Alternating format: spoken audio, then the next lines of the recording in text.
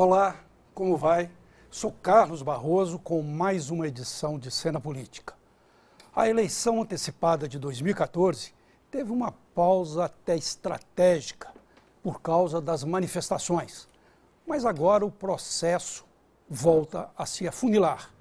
O PSDB, Partido do Poder em Minas, tem vários pré-candidatos e um grupo de legendas aliadas, no mínimo uma dezena, que cobra uma decisão mais rápida, mesmo porque o principal adversário, o PT, já está colocando o bloco na rua. Tudo isso numa semana em que acontece um balcão de negócios no troca-troca partidário, que se encerra pela lei eleitoral em 5 de outubro, sábado agora, um ano antes da eleição. Para debater o quadro tucano em Minas, recebemos hoje o deputado Marcos Pestana, presidente estadual do PSDB, e um dos nomes que disputam a vaga para concorrer à sucessão de Antônio Anastasia. Na última semana, debatemos a situação com outro pré-candidato do partido, o ex-ministro Pimenta da Veiga, está aí na foto. Vamos, antes do debate, ver a biografia condensada, naturalmente, de Marcos Pestana. O deputado federal Marcos Pestana ocupa a presidência estadual do PSDB desde 2011. O mandato atual vai até 2015. Economista e professor, ele iniciou a carreira política em 1982, como o mais jovem vereador reeleito em Juiz de Fora, então com 22 anos. Elegeu-se deputado estadual em 2006. Pestana tem ligação estreita com o senador Aécio Neves, de quem foi secretário da Saúde. Também foi titular da Secretaria do Planejamento no governo Eduardo Azeredo.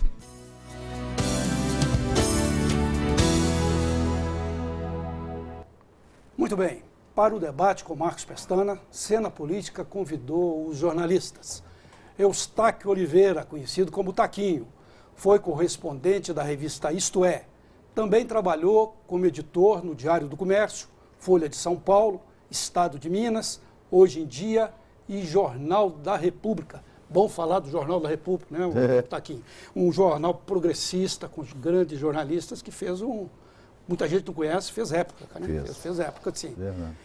Taquinho também foi gerente de comunicação da Açominas e Mendes Júnior e é diretor da ABI, Associação Brasileira de Imprensa.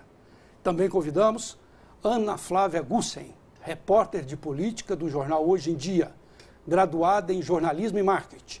Foi repórter política do jornal O Tempo, assessora do PMDB de Minas na campanha ao governo e também do PT à presidência da República. Deputado Marcos Pestana, eu já até te falei pessoalmente que eu gosto muito das suas frases, né? Aquelas frases assim enfáticas, que são muitas vezes publicadas, muitas vezes não, sempre publicadas nos jornais locais, Folha de São Paulo, o Globo e outros jornais. Tem uma até que eu gosto muito, né? Aquela que vou chamar de você, né? Senhor, fica muito formal. Claro. Aquela que você fala que a presidente Dilma não é de Minas, porque não gosta muito de cafezinho e pão de queijo. Ela gosta de chimarrão, né? E de churrasco. Churrasco. São as frases até meio cruéis, né? Meio cruéis. Mas eu, começando esse debate, eu queria lhe perguntar. O senhor é pré-candidato do PSDB, partido que já tem aí Pimenta da Veiga, que é tucano, Alberto Pinto Coelho, vice-governador, que é do PP, Diniz Pinheiro, presidente da Assembleia Legislativa, Nárcio Rodrigues, outro secretário. Tem muitos pré-candidatos. Até mesmo a secretária do Planejamento, Renata Vilhena, foi apontada como pré-candidata. Então, o ambiente no PSDB está um tanto lotado, né? Está repleto de pré-candidatos. O senhor vai disputar a convenção do PSDB para tentar se tornar candidato? Barroso, primeiro, um prazer enorme estar aqui no Centro da Política, com a Ana, com o Taquinho, com os espectadores de um programa que está conquistando um espaço no jornalismo político de Minas Gerais. Olha, essa coisa, a própria sua chamada revelou bem. Houve uma antecipação completamente insana, totalmente fora dos padrões normais, uma antecipação irracional do processo eleitoral. E quem patrocinou isso, para surpresa de todos nós, foi o presidente Lula, que, acossado pelo desgaste na base do governo, Congresso, começou a crescer lá nos bastidores o Volta Lula, e ele, premido por essas pressões, lançou precipitadamente, quase 2 anos antes da eleição, lançou a Dilma à reeleição. A partir daí, nós, ao invés de termos uma presidente da República no Palácio do Planalto, passamos a ter uma candidata à reeleição. Isso contaminou os estados todos. E contaminou também os partidos, né? Tudo, PSDB, é assim. PMDB. E eu costumo dizer que o cidadão comum, o cidadão médio, ele está interessado na sua vida concreta, criando os filhos, tentando melhorar no trabalho, pensando em tomar uma cervejinha com os amigos no final de semana. Essa coisa, essa ansiedade, essa tara em política, só 2 seres existentes na face da Terra que são assim. São os próprios políticos e os jornalistas políticos. Que tem essa ansiedade, que tem essa coisa... Sobrou para a imprensa. Não, porque a gente vive disso. O foco, o cidadão comum, eu tenho grande experiência de coordenação de campanha majoritária. Eu fui da campanha do Aécio, um dos coordenadores em 2002, fui do primeiro turno do Márcio Lacerda, coordenei 2 campanhas vitoriosas em Juiz de Fora. O cidadão comum, ele se posiciona para valer só depois que entra o horário de rádio e TV, o horário eleitoral. É verdade. Ele não tem as informações, o foco da vida dele não é esse. Então, ele só forma o painel de comparação, ele começa a erguer resistências, rejeições e empatias e simpatias. Na hora, ele começa a implicar, não gosto dessa mulher, vou com a cara desse sujeito. Ele começa a erguer, vê aquele painel, 25% das pessoas definem o voto, consolidam o voto nos últimos 15 dias. Metade da população consolida o voto no último mês. Mas agora, com o cena política antecipando aí as eleições, eles estão ficando sabendo antes. O povo brasileiro até me comunicou isso, que estava aflorando isso por causa do cena política, né? Mas, e o negócio do frasismo é uma tradição lá de Juiz de Fora. O Paulinho Delgado era um grande frasista, mas do PT, né? Eu acho a política tem uma coisa muito envolvente, muito apaixonante, mas tem um lado muito aborrecido. E eu gosto muito de uma frase do Milor, que ele diz: pobre do poder que não sabe rir de si mesmo. Então, nós temos que temperar o nosso dia a dia com certo bom humor. As pessoas têm que conceber assim: os políticos não são seres de outro planeta. Há uma divisão de trabalho. Você tem médicos, engenheiros, operários, motoristas, e tem alguém que se dedica a uma atividade nobre, que é a política e a administração pública.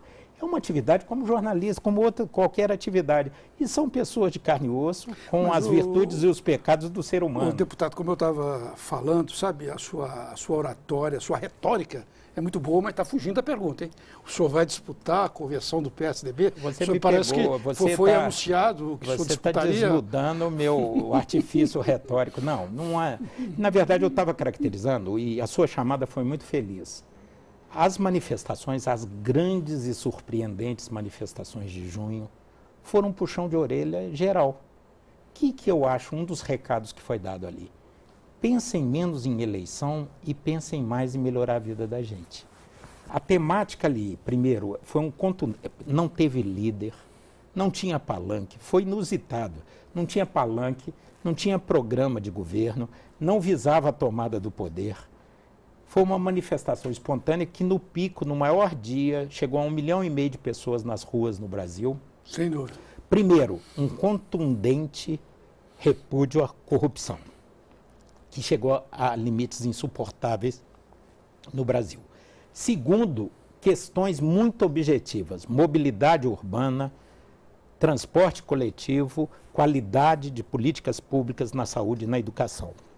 As pessoas estavam chamando a atenção dos líderes: prestem atenção, avançamos muito, consolidamos a democracia, derrotamos a inflação, avançamos nas políticas sociais, mas nós queremos mais, é preciso muito mais.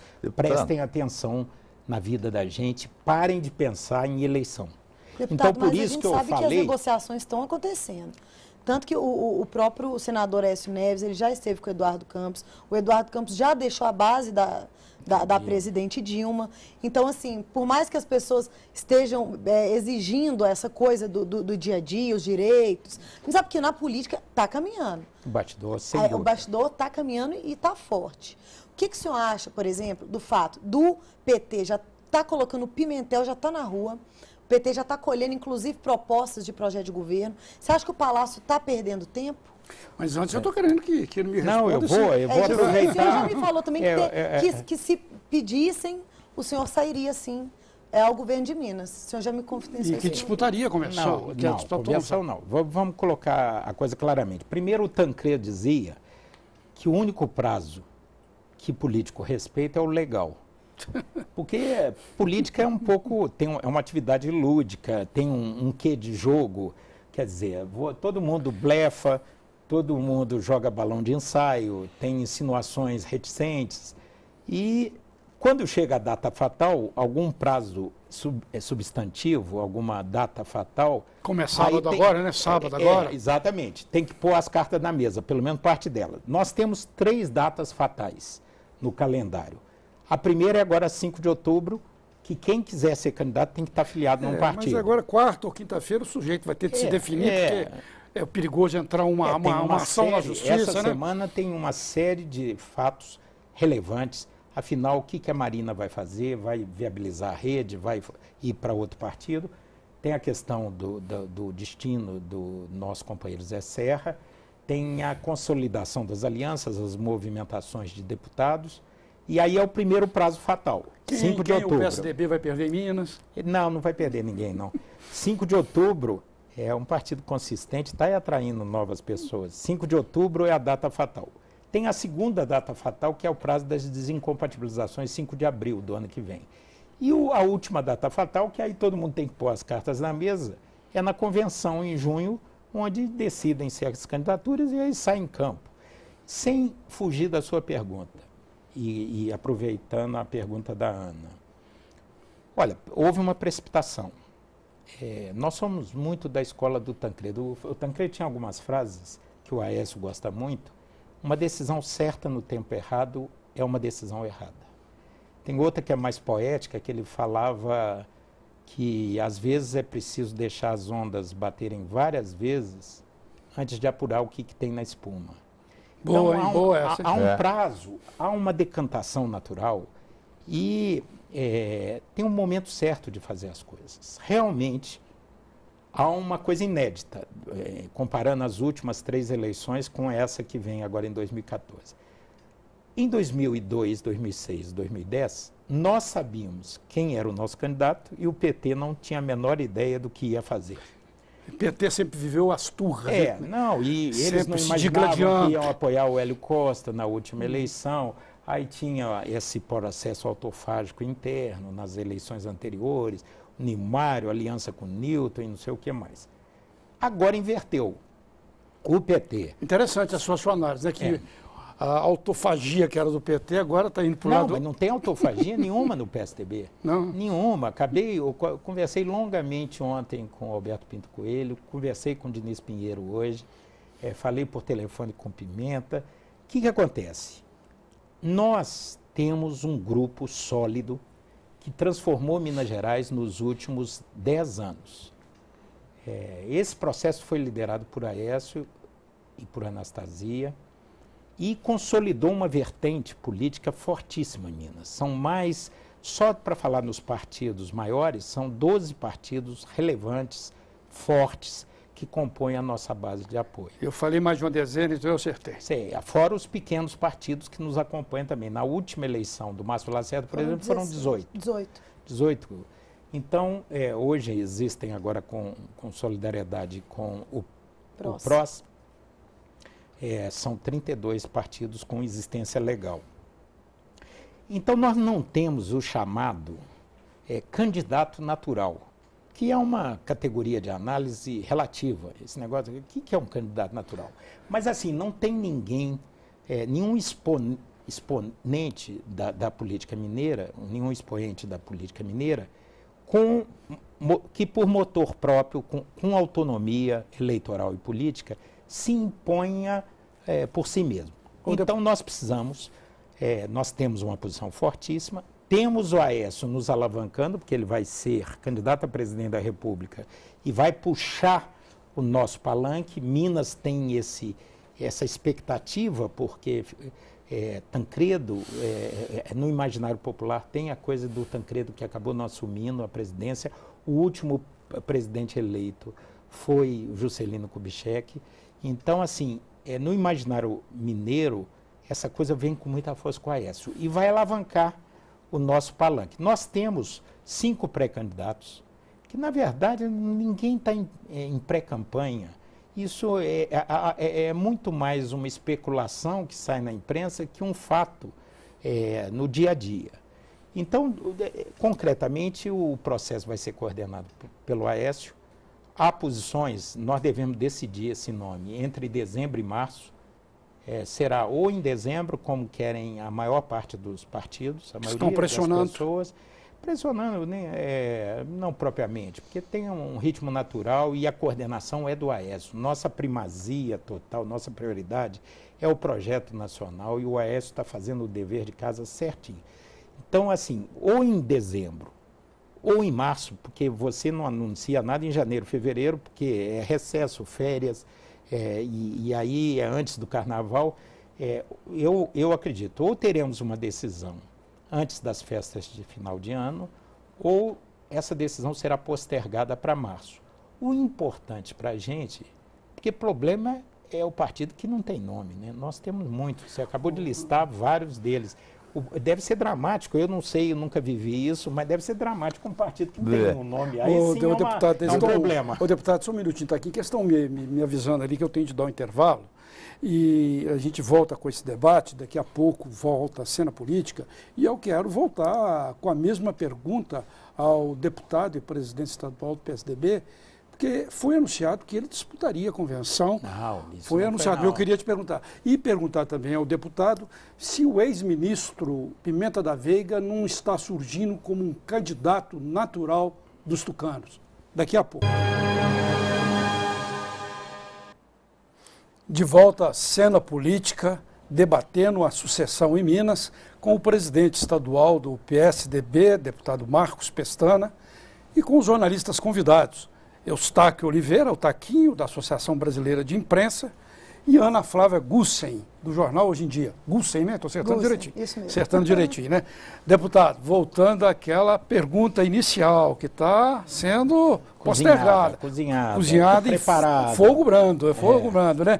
O senhor parece que anunciou que disputaria a convenção estadual do PSDB. Eu também, completando, para depois os colegas entrarem no debate, se o Pimenta da Veiga, o ex-ministro Pimenta da Veiga, hoje não está se constituindo como até um candidato natural do PSDB.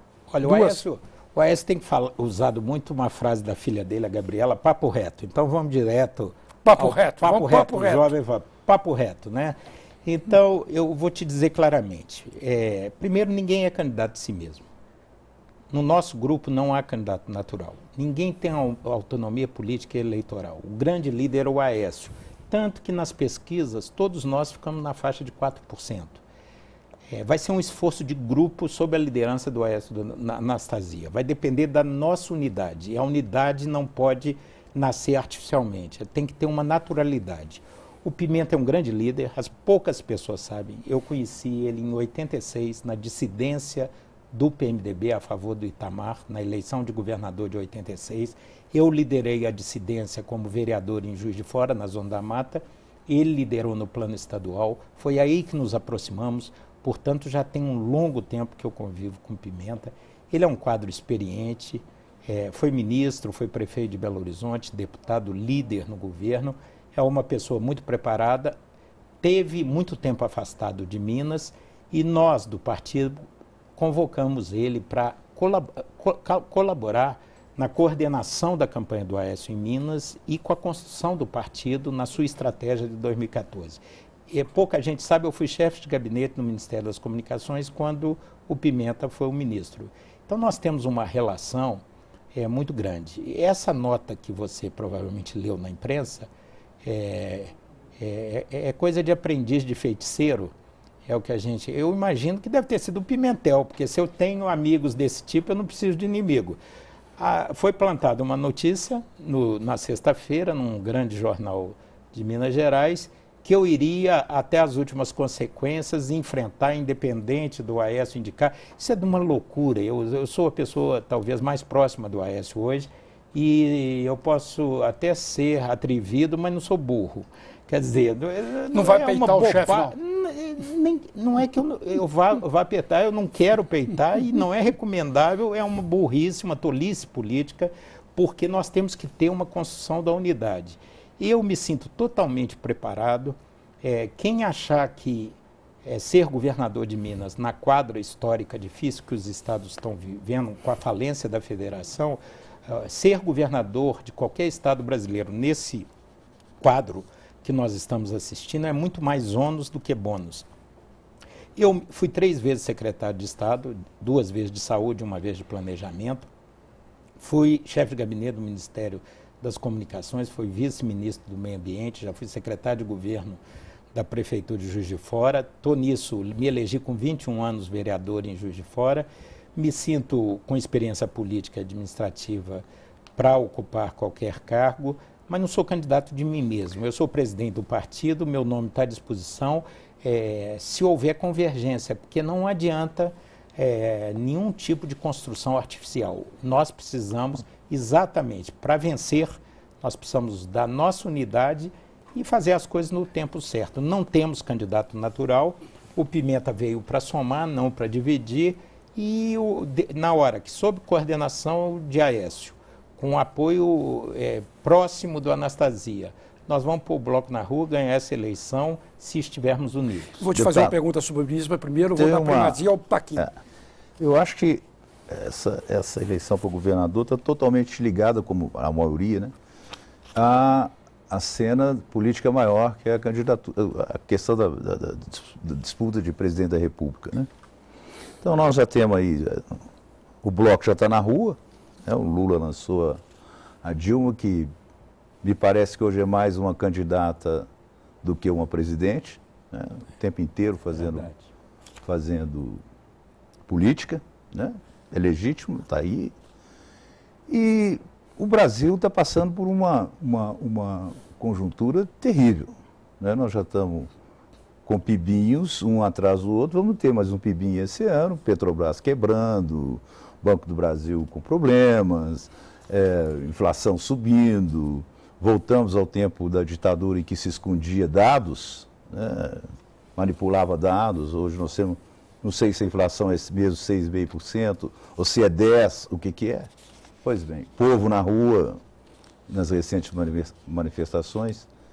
E uma coisa que se vê muito é o seguinte, um governo que me parece fraco politicamente, como é o governo da Dilma, consegue ter maiorias expressivas no Congresso, consegue implantar a sua agenda como uma oposição tíbia.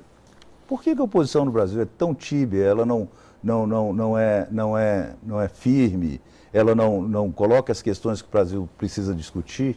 Por que ela foge muito desse tipo de debate?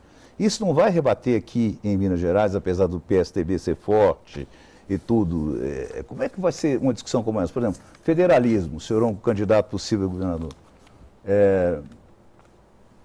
Governador hoje, no Brasil, é zero à esquerda. Exceto os que têm royalty de petróleo e São Paulo, que tem uma pujança. Não é verdade? Quer dizer, uma autonomia governador e prefeito tem que ficar de pires na mão, pedindo, pelo amor de Deus, que o presidente para poder a federação fazer alguma coisa. Como é que o senhor vê essa situação de uma oposição tão fraca, tão medrosa, tão pouco atuante? Não, na verdade, primeiro o seguinte, o quadro mudou radicalmente. O Brasil é outro depois das manifestações de junho. Todas as lideranças e instituições estão antenadas nisso, porque foi um puxão de orelha. A Dilma era tida como virtualmente reeleita. Era uma eleição liquidada. Ela tinha 56% de intenção de voto, né? 58% ela chegou na Datafolha a ter. Agora está com 38%. despencou. Hoje, ela que era apontada como pule de 10, como dizem os apostadores de corrida de cavalo, ela que era tida como virtualmente reeleita, hoje é uma eleição totalmente aberta. E é bom que seja assim para discutir o país, porque o país vai muito mal. Nós vivemos um momento, você descreveu bem, inflação alta, batendo na trave da meta inflacionária, um PIB raquítico, taxa de investimento que está em torno de 18% do PIB, a Argentina que está aquela 16, bagunça que a Cristina Kirchner está fazendo lá, desorganizando tudo, tem 25% do PIB. A China tem 40% de PIB de investimentos. O Brasil chegou a bater na crise em 2009 em 16%, agora recuperou o patamar histórico de 18%. Então, os empregos criados são empregos de baixa qualidade, de baixa remuneração. Isso para não se colocar o IBGE em questão, porque... Eu acredito, o IBGE é uma instituição séria, que tem um corpo técnico consistente, mas mesmo assim os indicadores são muito ruins. E além de tudo, há uma crise de expectativas, de desconfiança. O governo, o Lula não fez isso. O Lula manteve o padrão e as diretrizes do governo Fernando Henrique.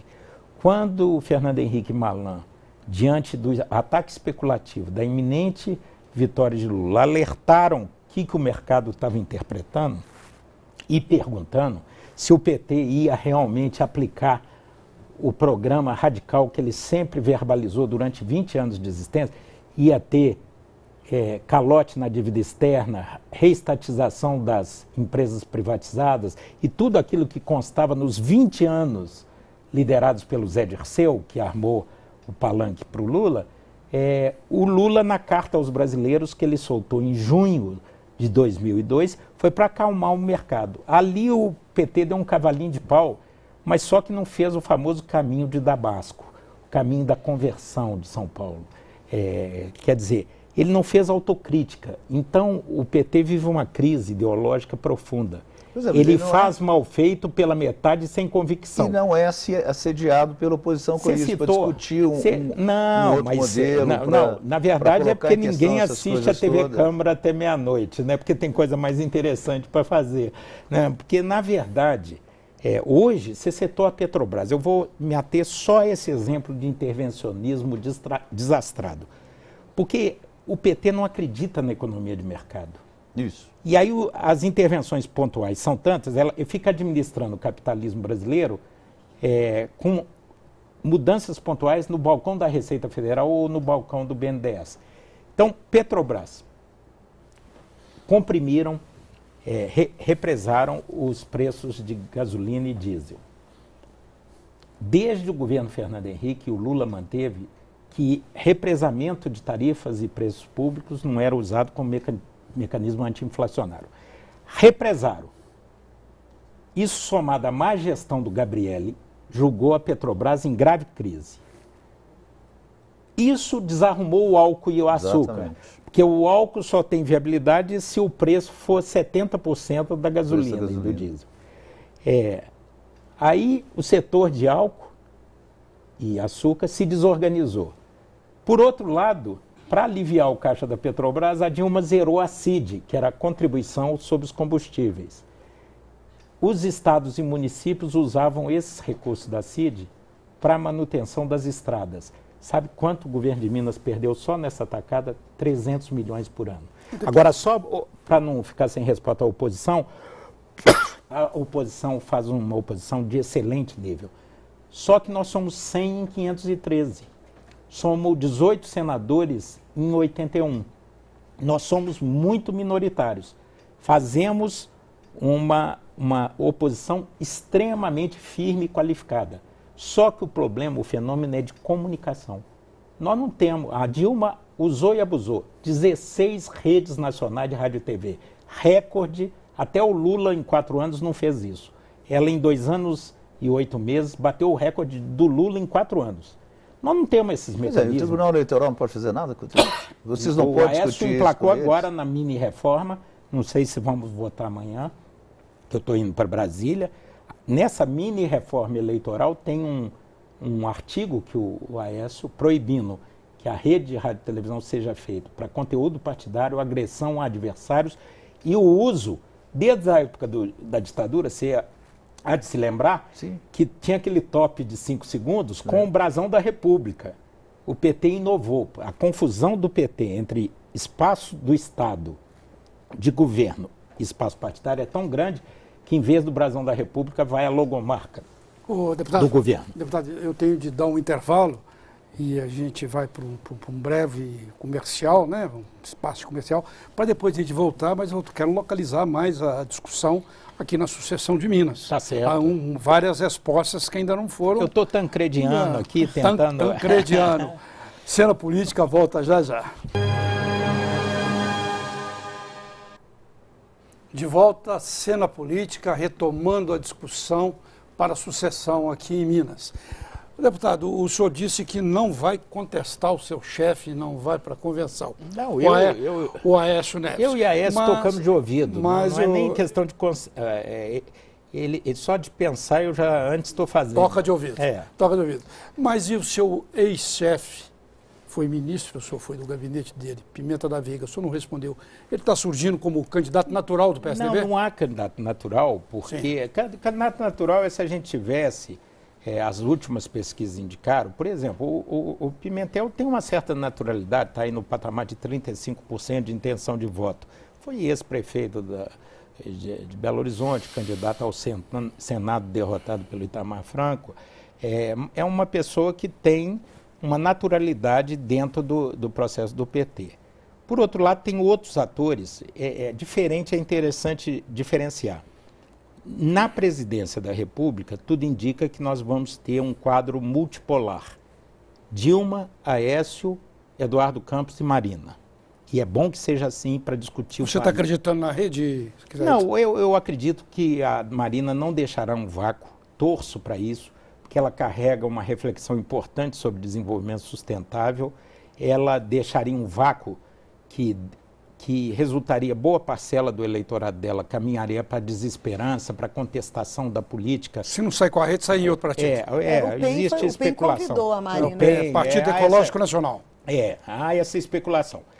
Aqui em Minas, diferente do quadro nacional, eu aposto hoje num quadro bipolar. Então, eu acho que vai ser uma eleição de um turno só, com o PT e o Pimentel de um lado e o nosso bloco, liderado pelo Aécio, do outro. O senhor não acredita que Mas o PMDB lança... Mas falou de sair, é candidato ao governo já. Outra vez? Outra vez. Mas por qual partido? A rede, se a rede se viabilizar. Não, se a rede. Não, é ótimo. Eu estou falando de candidatos competitivos com chance... Mas você não acreditaria que o PMDB possa lançar candidato próprio? Eu tenho conversado, nós temos muitos amigos no PMDB, boa parte, principalmente da base municipal, mas muitos deputados federais e estaduais, nas últimas 3 eleições, nos apoiaram. O PMDB, no estado e nacionalmente, nunca caminha unido, ele sempre tem uma divisão. Tenho conversado com o senador Clésio Andrade, com diversos deputados, com o presidente Saraiva Felipe, que é um meu dileto amigo, que veio da área da saúde, convivemos muito, eu como secretário e ele como ministro. Brota esse sentimento que é natural de qualquer grande partido ter a aspiração de candidatura própria. Vocês lembram, a eleição de 89, o segundo turno foi criado para todo mundo pôr a cara no primeiro turno e afunilar no segundo, à luz do dia, aos olhos da sociedade, fazer as composições de segundo turno. Porque se você criticou muito, xingou muito um candidato e depois vai apoiar ele no segundo turno, as pessoas vão te cobrar. Falar assim, mas você falava cobras e lagartos desse sujeito, agora está no mesmo palanque? Teve um caso aí na prefeitura então, agora. Vocês lembram? Exatamente. Vocês lembram com aquela eleição de 89, que foi uma eleição espontânea, bonita? Sapo barbudo. Olha só, tinha Brizola, Lula, Ulisses Guimarães, Mário Covas, Aureliano, Afonso Camargo, Ronaldo Caiado. Conhece? Não, com essa foi na seguinte. Não, né? Ulisses Foi a Guimarães. seguinte, é o Ulisses Guimarães. Maluf, Afonso Camargo eu já falei, só o Collor que não ia nos debates. Aí quando tinha o Afif, que era do então PL. Juntos chegaremos lá. O 22, Dois Patinhos. Tal. Aí, nos debates, era totalmente espontâneo, não tinha marketing moderno. Eles iam com a cara e a coragem. E aquela quantidade de líderes no primeiro turno, Ulisses Guimarães, Mário Covas, Brizola, Lula, todo mundo lá disputando a bola, Maluf e Aureliano e tudo mais. No segundo turno, aí polarizou Collor contra Lula, há um realinhamento. Eu lembro a discussão interna do PSDB, embora houvesse divergências programáticas, nós apoiamos o Lula no segundo turno contra o Collor. E a redação do documento de apoio ao Lula foi redigida em Minas. Então, eu só não entendi por que você falou que a eleição é de um turno só. Porque vai ser uma eleição polarizada, vão ser deputado, dois mas blocos. Nesse sentido, o senhor está eliminando, por exemplo, a gente está falando de Minas, o PSB. E o PSB é um partido que ele pode, inclusive, ajudar ou não. Não, no plano nacional eu falei Eduardo Campos. Mas em Minas, Não, a candidatura própria... O senhor já está descartando a candidatura própria em Minas do PSB? Eu porque acredito. vocês têm conversado bastante. O PSB participa do Fórum de Presidentes de Partido Aliados. Ele sempre foi aliado nosso, desde o governo Eduardo Azeredo, e passando por todos os governos do Aécio, do Anastasia. O PSB sempre foi da nossa base, sempre teve secretário estadual. São amigos, eu tenho uma relação fraternal com o Júlio Delgado, que é o atual presidente. O Márcio Lacerda, eu fui da coordenação dele no primeiro turno. Ele, sempre nós lembramos dele como potencial candidato, mas há uma decisão pessoal dele muito firme que nós apoiamos, porque eu acho que a população não gosta de um político que usa um cargo como trampolim para outro. Pimenta foi castigado com isso. O Serra também teve uma experiência, quer dizer... Aqui o Pimenta foi claramente castigado. Não é recomendável. O Márcio, que poderia ser nosso candidato, por isso que eu estou falando, não teria uma terceira via, a não ser o PMDB se realmente caminhar. O PMDB parece que não vai. Não, eles falam... No interior, a campanha do Clésio não está... Não, mas tem outros que falam. PSDB... Leonardo Quintão fala em ser candidato a governador, o Clésio. Eles vão decidir. Eles podem tanto se compor com o PT, podem se compor com a gente e podem lançar candidato próprio. O PSB... diferentemente, se o Márcio fosse candidato, que seria o nome mais forte, seria o nosso candidato. O Márcio o Aécio, nós enfrentamos uma barra duríssima contra Lula, Dilma, a máquina toda, e o Aécio foi o grande aliado do Márcio. Então o PSB estará aqui conosco no plano estadual e nós o Aécio tem um canal aberto com o Eduardo Campos, vamos equacionar essa convivência em relação à eleição presidencial. Mas o PSDB entregaria o queijo mineiro, vamos chamar de queijo, para um candidato de outro partido? Eu acho muito difícil. Não, a tendência maior. Não há nenhum fatalismo que tenha que ser do PSDB. Mas eu digo o seguinte, o imaginário popular conduz para um fortalecimento muito grande para a questão até do número. Eu não sei se vocês lembram a arrancada do José Alencar em 1998, que ele ultrapassou todos os candidatos, era uma musiquinha que o pessoal chama de chiclete, de grude, né? Que é aquele 15 de Zé Alencar é o 15 de Itamar, o 15 de Itamar é o 15 de Zé Alencar, ficava repetindo isso, 15, 15, 15, isso alavancou. Quer dizer, essas questões são muito importantes. Então, a coisa do 45 da associação com a essa é importante. Mas não é determinante. Nós poderíamos, em determinadas circunstâncias, temos nomes, como é o nosso grande amigo, parceiro, uma pessoa de uma lealdade ao projeto, que é o Alberto Pinto Coelho, tipo o Márcio Lacerda. O Márcio teria grandes condições de ser nosso candidato, só que as grandes marcas do governo dele ele vai entregar agora nos 2 anos e meio finais, que é o BRT, o metrô e o Hospital do Barreiro, mas entre agora outros. Eles filiaram até o presidente do Atlético, né? Alexandre Calil. Vai filiar quinta-feira. Mas ele está filiando, né? Tá filiando. A expectativa é que o Calil seja candidato ao Senado. Candidato ao Senado, né? Nós também estamos fazendo uma seleção, vocês viram? O Gilvan foi agora, né? Acabou de ser... O Gilvan acabou de... Pro PV, né? No PV. O Gilvan do Cruzeiro. O Gilvan foi para o PV. Nós Pinho filiamos, Tavares, né? o Gilvan Aécio, Pinho Tavares. nossa seleção de vôlei está ficando perfeita, porque nós filiamos Giovanni Gávio, o campeão olímpico e campeão mundial, Que é Juiz de Fora, né? que é de Juiz de Fora, da minha terra, filiamos o Bernardinho e filiamos, o Aécio filiou em Curitiba no sábado o Giba. Então nós já temos 2 cortadores e um levantador. Pressionado até para candidato a governo. A Leila, que foi campeã mundial, deve se filiar no Distrito Federal para ser nossa candidata. O nosso time de vôlei está muito bem. No time de futsal também, porque nós já temos o João Leite, filiamos o Dirceu Lopes, que vai ser nosso candidato. Né? Mas, deputado, então, veja só. cruzeirenses e atleticanos... Só um minutinho, tá aqui, que eu tenho que chamar o intervalo agora. Eu passo a pergunta para você logo em seguida, quando eu abrir. Só falta o Neymar, então, né? Ele tá doido para se filiar, me telefonou de Barcelona.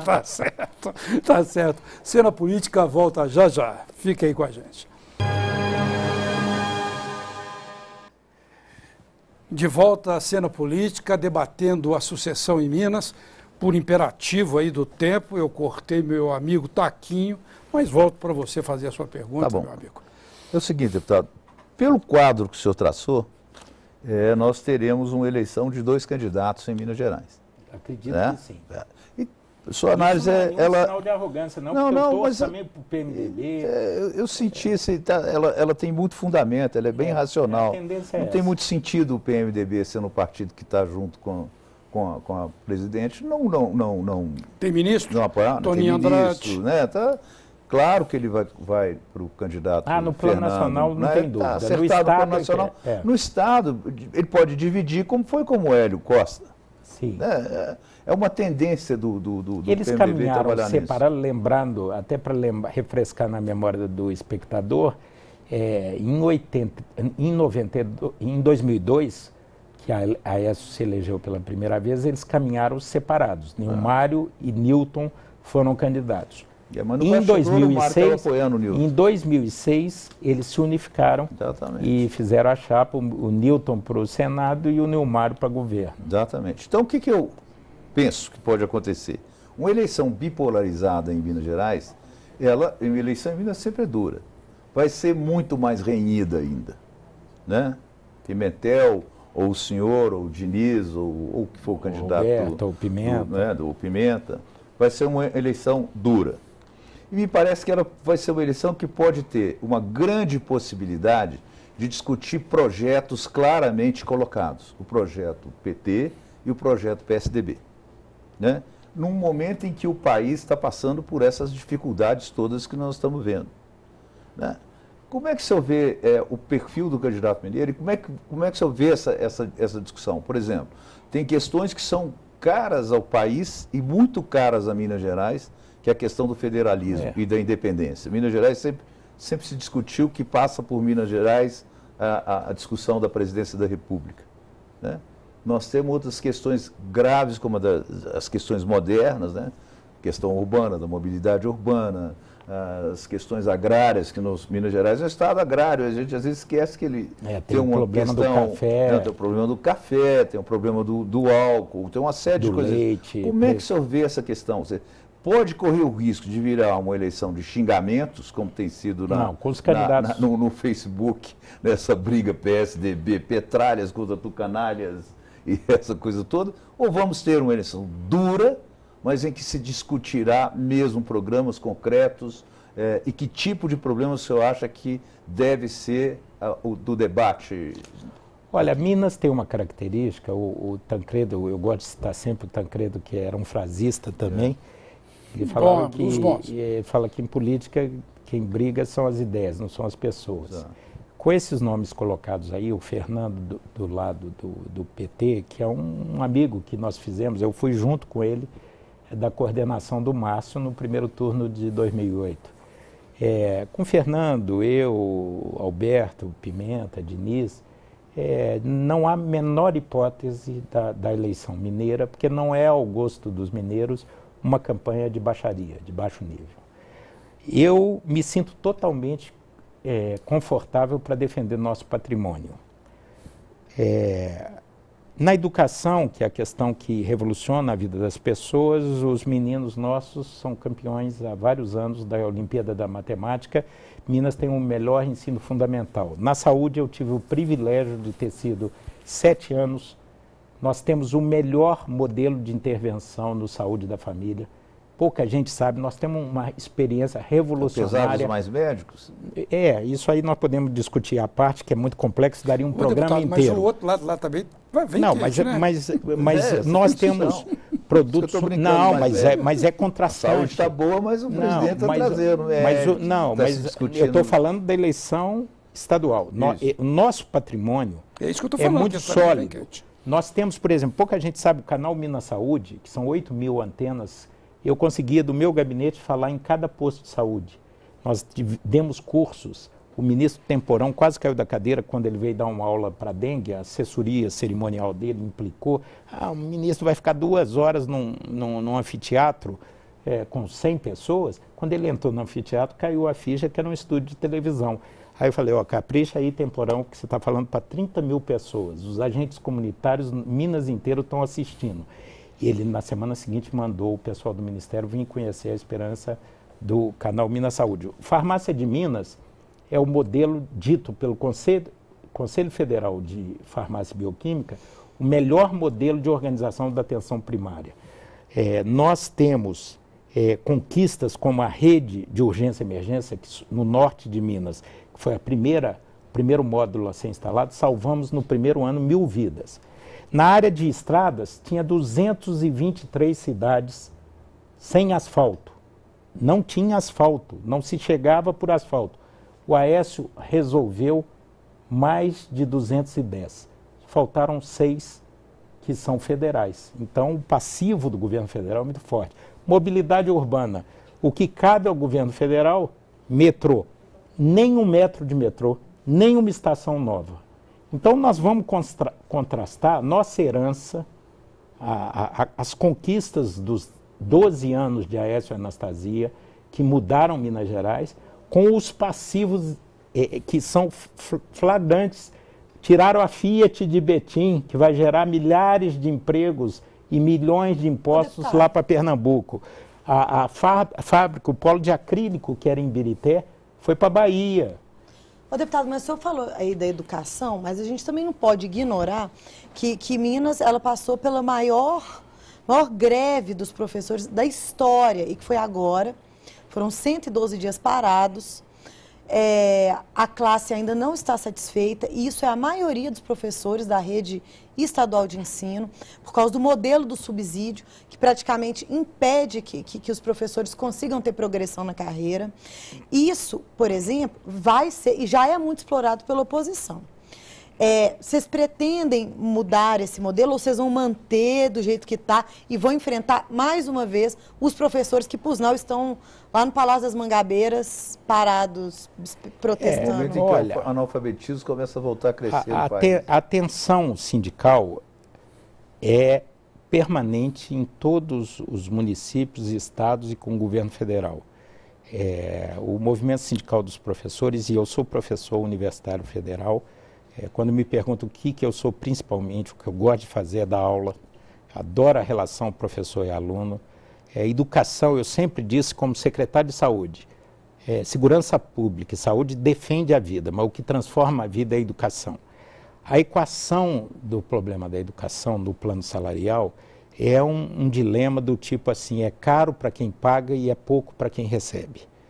Nós temos 853 municípios num espaço do tamanho da França e da Espanha. Os recursos, o Brasil, nós temos que introjetar isso, é um país relativamente pobre, é um país emergente, não tem dinheiro sobrando. E o modelo de subsídio, pelo contrário, é um modelo eficiente, porque as distorções do setor público, o olerite, o contra-cheque, do servidor virou uma árvore de Natal. Você não tinha transparência nenhuma e não congela a carreira, não. Você continua tendo progressão por tempo e por titulação. Só acabou os penduricalhos e que dá muito mais clareza da remuneração. E Minas avançou muito. Esse aumento que o Anastasia deu agora, de dezembro de 2012 a janeiro de 2014 vai representar 19% de aumento num ano que a inflação é 5,5%. Então é preciso desmistificar. Eu não acredito que a maioria dos professores tenha essa opinião. É justo eles reivindicarem. Há uma vanguarda politizada, comprometida ideologicamente, que verbaliza de uma forma. Mas eu não acredito que a maioria dos professores estão com tal insatisfação e os meninos ganhem a Olimpíada de Matemática e sejam o melhor ensino fundamental de todo o Brasil, agora, certificado e avaliado pelo próprio Ministério da Educação. Agora, deputado, o senhor falou, inclusive, dessa questão sindical, que o PSDB tem tentado se conectar com os sindicatos. Inclusive, o Paulinho da Força veio até ajudar a montar o PSDB sindical aqui em Minas. Teve essa história toda. E é nosso parceiro no Solidariedade. Exatamente, parceiro de vocês. O Pimentel, apesar de ser petista, eu tenho conversado muito com sindicalistas em off, né? Eles raramente botam a cara, porque a maioria são dirigidos por pessoal do PT. Eles não querem o Fernando Pimentel, que eles acreditam que ele não consegue dialogar. Ele não tem nem perfil para lidar com o povo. Você vê, hein? E isso a gente vê um pouco isso também. Você me apresenta eles, que eu gosto muito de dialogar. Então, aliás, eu queria o mote saber do AES é vamos conversar. Como é que o PSDB vai lidar com esse conversar. vácuo do Pimentel? O perfil do Pimentel, ele não consegue preencher esse vácuo. Como é que vocês vão aproveitar essa oportunidade? Mas aí é uma questão que eu queria pegar uma carona na sua fala, que é outro problema que eu acho que deve ser discutido em nível estadual e sério federal. Quer dizer, nós temos um grande problema hoje no Brasil também, grave na minha perspectiva, que é o problema das corporações. O Brasil ele é um país que vem sendo, nós não conseguimos fazer uma discussão séria de privatização, porque nós não somos nem um país capitalista, não somos um país meio de um populismo meio esquisito, não somos socialistas e não conseguimos resolver claramente questões como privatização, né, questões como maior participação do funcionário público na decisão das coisas. Como é que o senhor vê essa questão da... Deputado, só um minuto, porque estão me avisando que está terminando o tempo, então naturalmente eu não vou te deixar sem resposta. Tinha que ter aquela plateia do Jô Soares para falar assim, mas eu pedi o senhor para ser enfático na resposta. Sintético e rápido, papo reto, como diz a Gabriela, filha do... Olha, esse é um impasse real. É legítimo o espírito de corpo, você ter orgulho da sua categoria profissional, defender os interesses, é natural e saudável. O que não pode é ser um corporativismo obtuso, porque a diferença é isso. A gente vê a Câmara dos Deputados do Congresso Nacional está um caldeirão. Você entra lá, é uma ebulição. E por sinal virou uma corporação, né? Tem índio batendo bumbo de um lado, tem os sindicalistas contra a terceirização do outro, tem os policiais pela PEC 300 e lobbies legítimos. Agora, você não vê nenhuma mobilização para representar o interesse geral, os contribuintes, porque ele é abstrato, é difuso. Não tem, uma corporação pode ir lá dar cascudo em deputado por um projeto determinado. O interesse geral é abstrato, é difuso, é virtual. Então é preciso que tenha gente de coragem para falar o que precisa ser dito, num ambiente de diálogo. Eu vim dos movimentos sociais, eu comecei na política no movimento estudantil, fui presidente do Diretório Central dos Estudantes. E aí você pega, o Lula também veio da escola sindical, você pega o traquejo e o gosto pelo diálogo, até na divergência. Eu acho que é importante ter firmeza, convicção e, ao mesmo tempo, ser flexível no diálogo. Então, é muito preocupante essa coisa. Tem uma série de aposentadorias especiais de categorias específicas que não se justificam, porque 25 anos, diferente dos outros, depende da pressão corporativa e tal. Quer dizer, é preciso defender o país, porque senão nós vamos quebrar. Porque quando a gente acha que está tudo certo, pode ter certeza que pode piorar. Se a gente não fizer o dever de casa, não for sério, a gente está assistindo na Europa países que estão com desemprego a 15%, 20%, juventude na Espanha, 55% desempregados. Tem lugar que está pior realmente que aqui, né, deputado? Eu queria aproveitar essa deixa, agradecer a Ana Flávia, do Hoje em Dia. Taquinho, você ficou de trazer o seu livro, O Avesso do Avesso, para eu mostrar. não trouxe. Fica para uma outra vez. Fica para outra oportunidade. Agradecer ao deputado, presidente Eu que estadual agradeço. do PSDB, e em homenagem às suas citações de Tancredo, eu vou terminar até o programa contando uma história do Tancredo que eu vivenciei. A história é o seguinte: vários repórteres, eu estava pela TV Bandeirantes, fazia cobertura de Tancredo Neves no interior de Minas, e todo mundo pregado, e ele lépido, não estava cansado, não se cansava, e um jornalista chegou e perguntou para ele era governador e candidato a presidente: doutor Tancredo, mas o senhor não se cansa por quê? Ele falou: eu não me canso porque eu tomo a vitamina P. P? Perguntou o repórter. Que vitamina é essa? Vitamina do poder. Cena Política volta na próxima semana. Até lá.